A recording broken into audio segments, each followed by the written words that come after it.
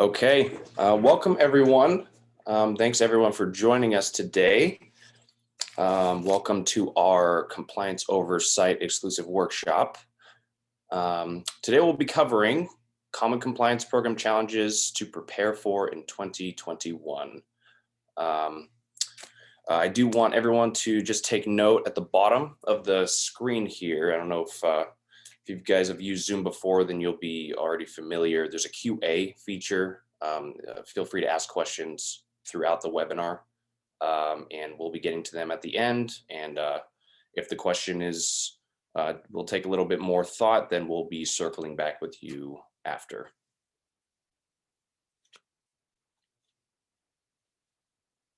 All right, so my name is Mitchell Souza. I'm the Director of Sales here, Capital Compliance Experts.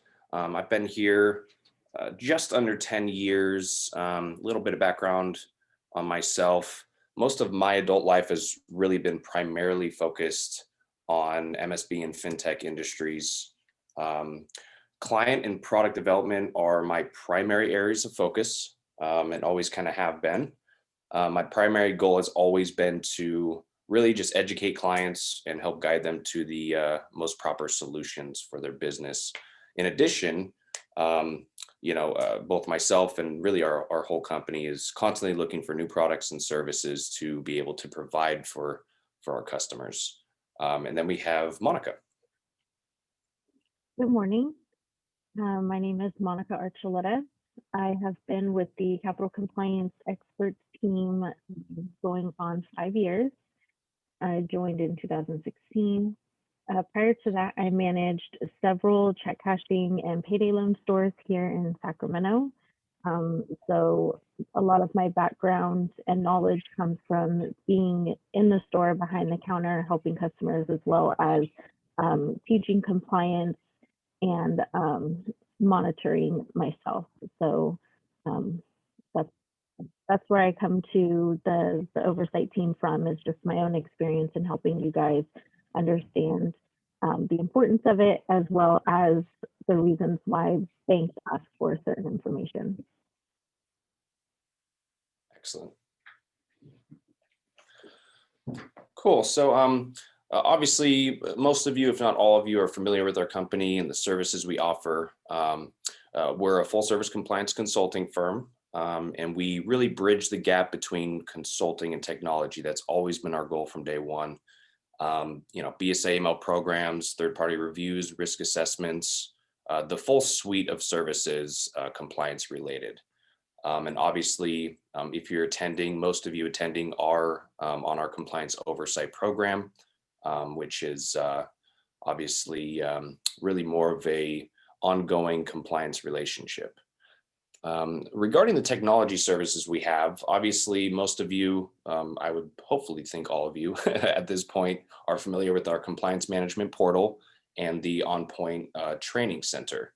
I won't speak to that too much, but those who have used it obviously know how it's really designed to streamline your training every year and your overall compliance organization, and really just make life easier.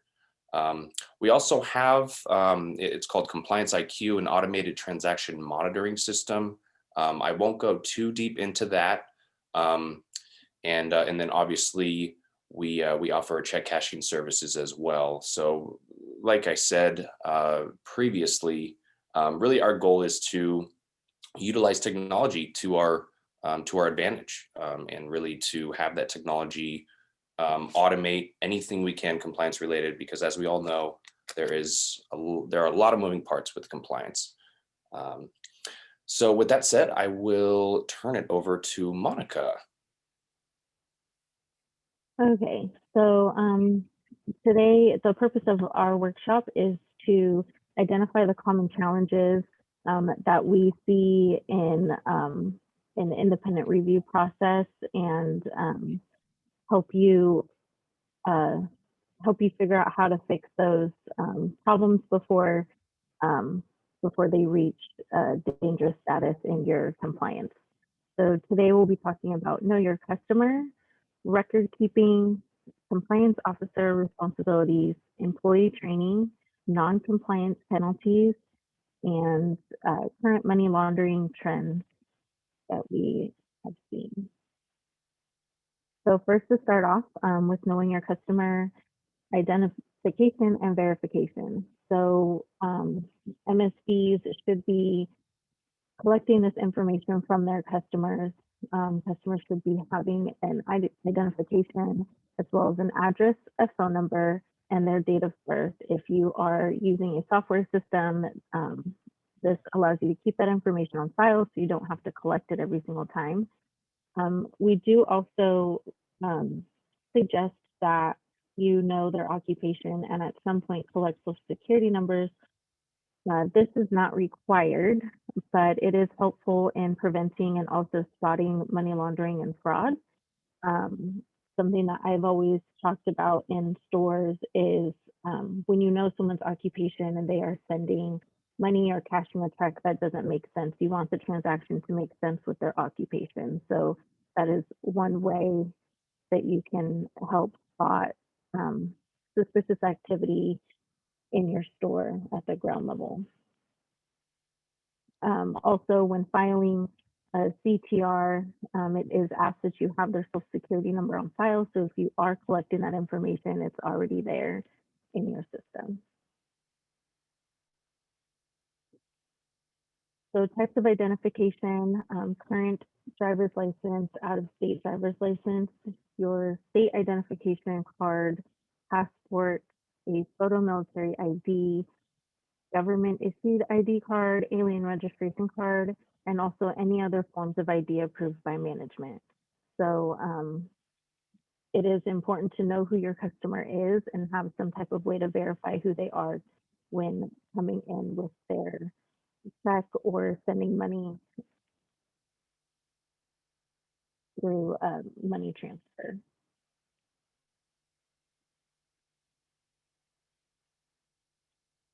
So OFAC screening, although it is not required to screen all customers, there are fines for processing MSB transactions for someone who is on the OFAC SDN list. So there's two ways that you can screen the OFAC list. You can go to it manually on the OFAC website. There's a portal where you can enter in a customer's name and it will screen and tell you if there is a potential match. You would then ask for their ID just to verify if any of the other information matches. Your AML program will have policies and procedures in there and what to do if you find a potential match. If you're using a software program, it's really important that you know how it screens and that you have each customer in there to screen them when they are processing transactions.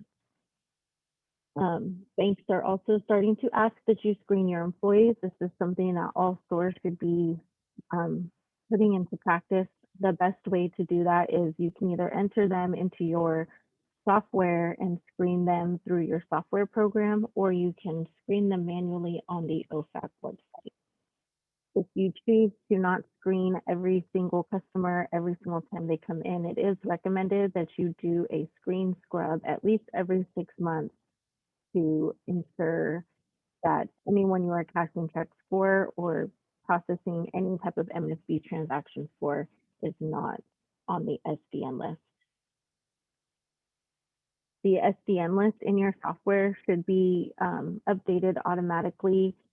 You'll want to reach out to your software program technical support company to find out how often it updates and how you can find that information.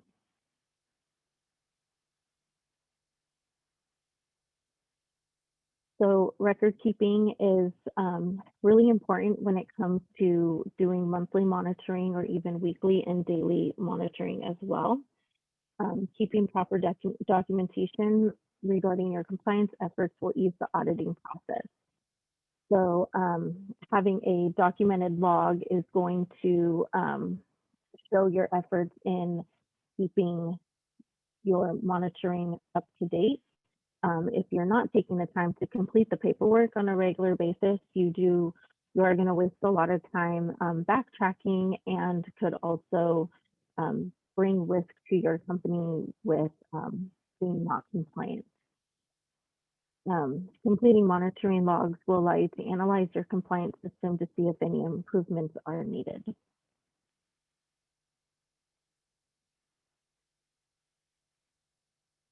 So we do offer monitoring logs, digital monitoring logs through our compliance management portal. Available logs that we offer are employee training logs, internal monitoring logs, money transfer and money order logs, compliance monitoring checklist, and OFAC monitoring log. So the employee AML training log should be kept on hand by the compliance officer. When employees complete training, a continuous log should be kept in store by the compliance officer.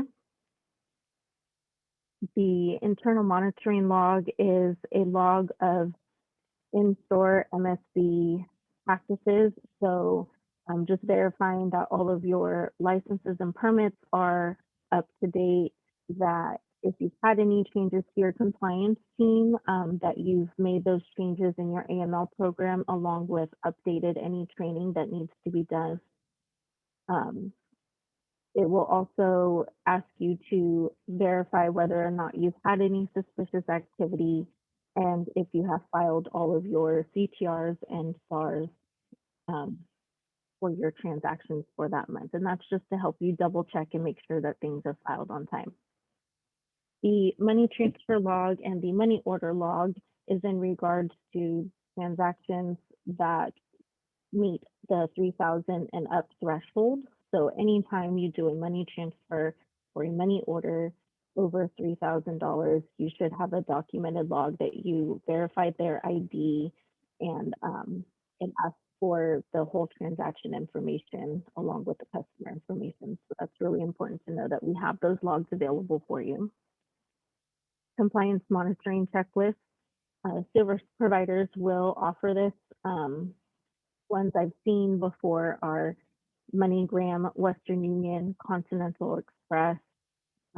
They do offer their own form of checklist. However, you do want to make sure that any checklist that you are using covers all of the services that you offer at your store. So if you offer check cashing, money transfers, and money orders, you want your checklist to ask for all of that information and cover all of those services, not just the one for that service provider.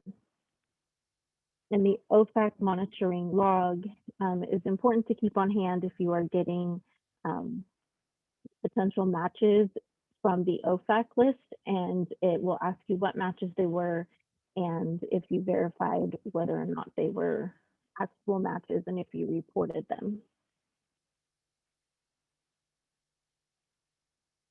So compliance officer responsibilities, when coming to appointing a compliance officer, it's really important that you find someone who's knowledgeable about the business and BSA and AML compliance. It can be the owner, but you should also have someone who is outside helping as well. The compliance officer duties are monitoring, so they are not only looking at the transactions in the system, but completing the logs. When we say monitoring, we mean completing the record keeping logs. So doing daily, monthly, quarterly, and annual monitoring. They are also responsible for SAR and CTR filing. They are responsible for getting initial training and ongoing annual training for existing employees. So when a new employee comes in, they're responsible for getting them set up, as well as making sure that all employees are trained at least annually. They are also responsible for handling and responding to any subpoenas or government requests, and as well as keeping policies and procedures up to date. So when they are completing an internal monitoring log that I showed earlier, if they notice that they are now offering a new service, or they have taken a service away, or maybe changed a service provider, it's important that they get their policies and procedures up to date to match that information, as well as any changes to the compliance team if there's a new compliance officer um, that is going to be taking over. So employee training, really important in keeping your culture of compliance going. You should embed compliance into everyday workflow and set the foundation and expectations for individual behavior across the organization. A proper training program will instill the importance of compliance from the top down. So it's really important that all employees complete training, including the owners and any board of directors. So owners, board of directors, and any employees that perform money services must know the AML procedures. And as I mentioned earlier, new employees should take their training upon being hired and annually for existing employees. Also something I do want to mention, sometimes Western Union, Seagay, MoneyGram, all of those service providers do offer their own form of training, and it is important that you take all training that is offered to you. However, when it comes to check cashing, those who offer check cashing should be taking a training that covers check cashing as well, because there's other factors that go into that AML monitoring, and it's not covered in the Western Union or MoneyGram or any of the other service providers. So it's important to know what training you're taking. One training does not take precedence over the other. They should all be taken. And then, so for oversight customers, you are able to get training throughout the year. So anytime you have a new employee who needs training, you will contact us with their first and last name and email address and the language preference, whether it's Spanish or English. And also annually, you'll be receiving a reminder when it's time for your employees to receive training for their annual training. So documentation, if it's not documented, it didn't happen. So when it comes to employee training, although if you are taking training through us, you can get a certificate of completion through the on-point training portal. However, the compliance officer is still responsible for completing the employee training log that includes not just our training, but any other service provider training that they have taken within the last 12 months.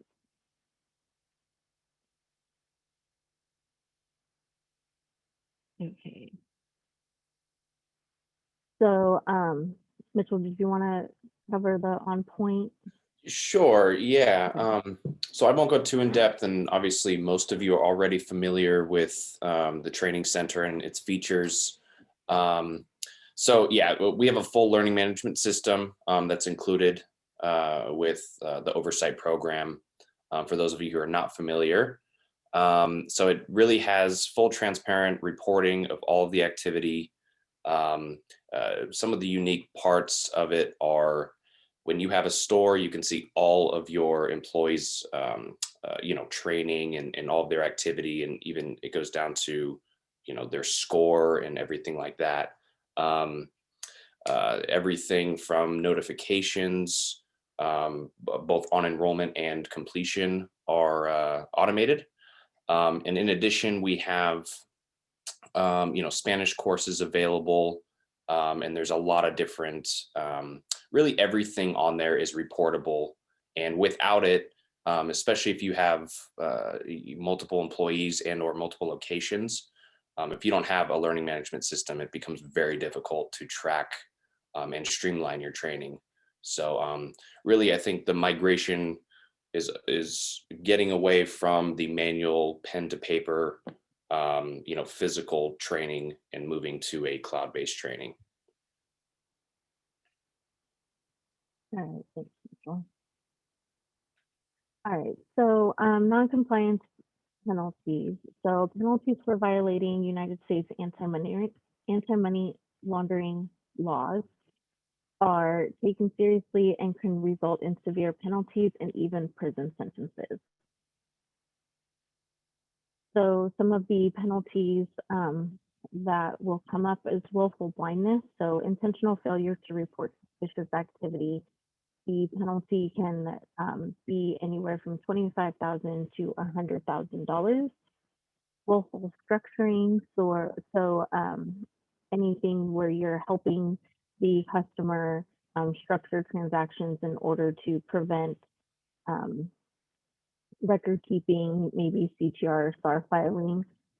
Monetary penalty cannot exceed the amount of currency involved, but you will be penalized with the fine. And then actively aiding money laundering up to $500,000 and also prison time.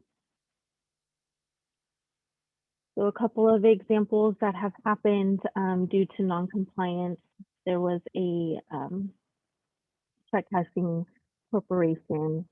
It is an ongoing judgment, so there have not been any official judgments, but the deficiencies that they had with their compliance was inaccurate books and records, cashing post-dated checks, their AML was insufficient, and they did not have adequate risk assessment procedures or customer identification KYC programs.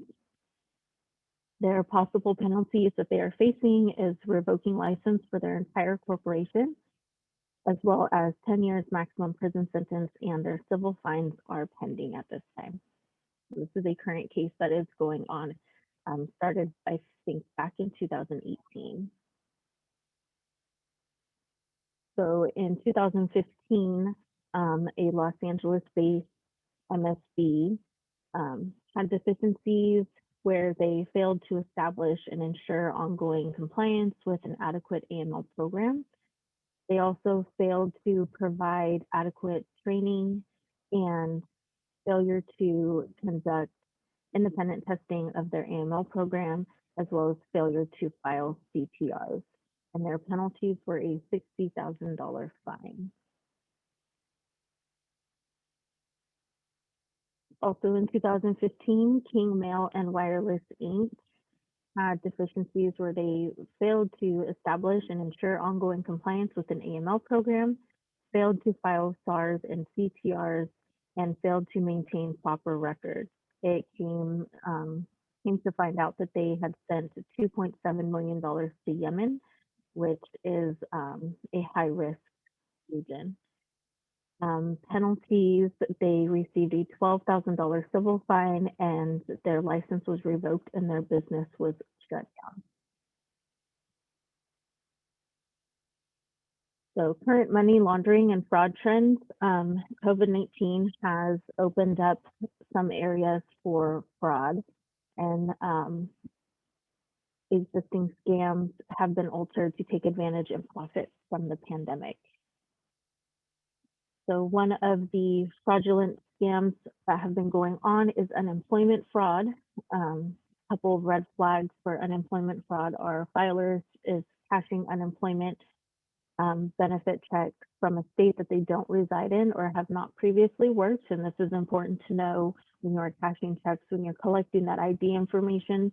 Sometimes it's as simple as asking little questions here and there, just as a casual conversation to find out some of this information if you are suspicious of anything.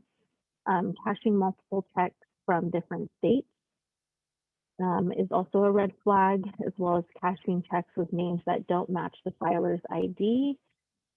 And the filer cashing corporate checks, meaning a check paid out to a small business that they might own, as well as cashing an unemployment check, and cashing checks that are higher than the normal amount. So each state has their cap amount, and so it's important to know what that amount is, so that way you can monitor for any red flags that are mentioned here.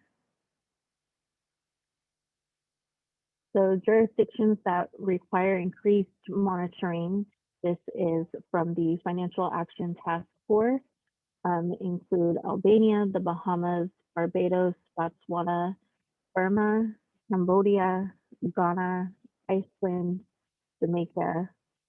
I don't know how to pronounce this, Mauritius, and Mongolia, Nicaragua, Pakistan, Panama, Syria, Uganda, Yemen, and Zimbabwe. So these are all regions that should take some hesitation to send the money to, as well as the service providers, the money transfer service providers will probably put limits or even holds on money that are going to these countries. So it's important to know that that information is stopped by your service providers.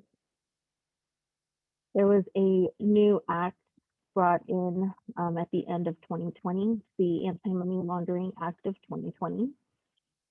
It expands whistleblower rewards and protections. So if you are a reporter of money laundering, you are more protected, and as well as can be rewarded if any fines um, are processed.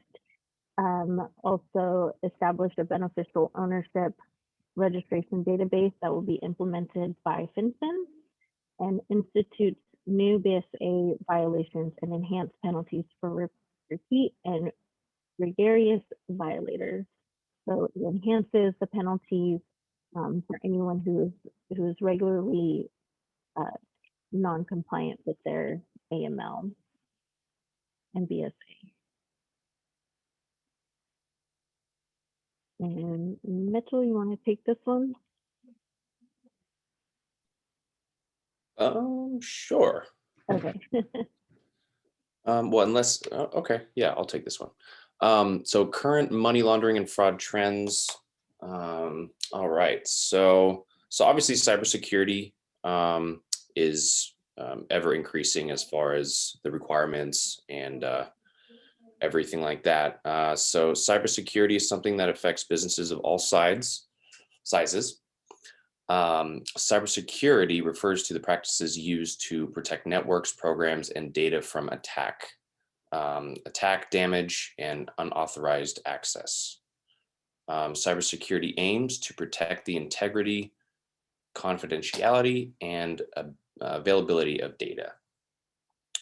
So it looks like publicly disclosed breaches, there were 3,800, which in turn means 4.1 billion compromised records.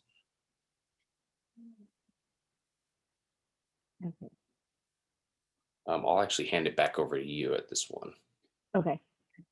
So in New York is setting a precedent. So the New York Department of Financial Security has made cybersecurity policies and procedures mandatory for their businesses. So if you are a New York company, you should already have these policies and procedures in place. If not, get in contact with us so we can assist you with that. Ransomware, the attack is growing rapidly, and recent ransomware attacks that spread around the globe proved highly destructive. So, clicking on links or opening emails that you don't know can open you up to cybersecurity breach in your stores. All right. So some of our most common answers or questions that we receive is, what is the most efficient way to conduct internal monitoring? So as I mentioned earlier, completing the digital monitoring logs available to you on the compliance portal will ensure that they are easily accessible during an audit and will assist you in keeping your compliance documents organized. So you can download a digital version of the monitoring logs, fill it out on your computer, and upload it to the portal to have it available if your bank or IRS auditor asks for it. I am the owner of a business, but not involved with processing transactions for customers. Do I really need training? We actually get this question a lot, and the answer is yes. As the owner, you're ultimately responsible for ensuring that there are adequate controls in place to mitigate money laundering risk and compliance with BSA regulations. This is also to help you speak with your bank representative during the interview process, because they can and they will interview you as the owner to ensure that you are aware of what is going on in your store. Should I have my bank application reviewed by the oversight team before I submit it to the bank? And the answer is yes, very important. Sometimes checking the wrong box or missing a question or even guessing can lead to closure or freezing of your account. Your bank application should be consistent with your policies and procedures that are performed in the store as well as in your AML program. And so it's important that if we're able to get to that bank application with you and go over it to make sure that all of that information matches, that could help get the process through faster. Another one, do I need to fill out the narrative section of the suspicious activity report form, so the SAR? And the answer is yes. Not including a comprehensive narrative of the SAR, of the suspicious activity, will impact upon law enforcement's ability to determine whether a crime was actually committed. So the narrative should include who the customer is, where it is that they're sending, maybe a particular person that they're sending to, as well as what, if you ask them, what is this money for? What did you receive this money for? What was the description that they gave you? How often they are spending the money, if it's over a certain period of time or maybe just one time. You'll want to have dates. And then also why. So when you're talking to them casually, just asking questions, you have that information. And then, like I said, where. So all of that information should be in your narrative for ASAR.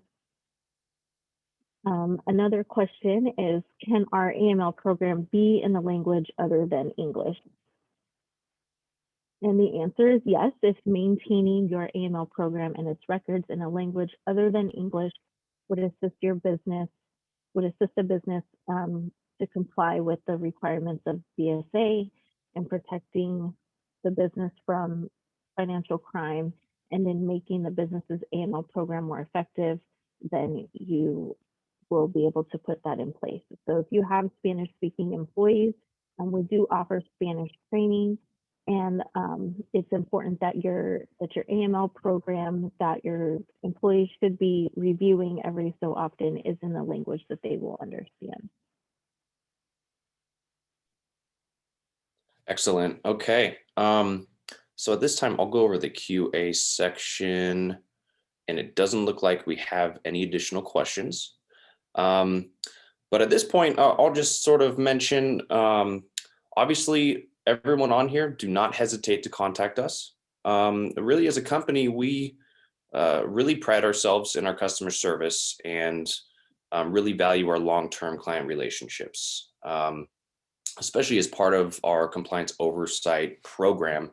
We're really here to be sort of your all-in-one compliance resource. Let's go to the next one here. Perfect. Yeah, so definitely stay tuned. We're going to be having another an upcoming webinar, and this one's going to be really exciting. It's really unveiling new and emerging products and services that you guys can actually provide, providing new additional revenue streams. So we're really excited about that one. And yeah, like I said, feel free to give us a call, email us. We're really here as your partner. On behalf of on behalf of the Capital Compliance Experts team, we truly thank you for your partnership and are here at your beck and call. So with that, I want to thank everyone for attending, and stay tuned for upcoming webinars. Yeah, thank you, everybody. Awesome. Thanks, Monica. We'll see you guys all soon.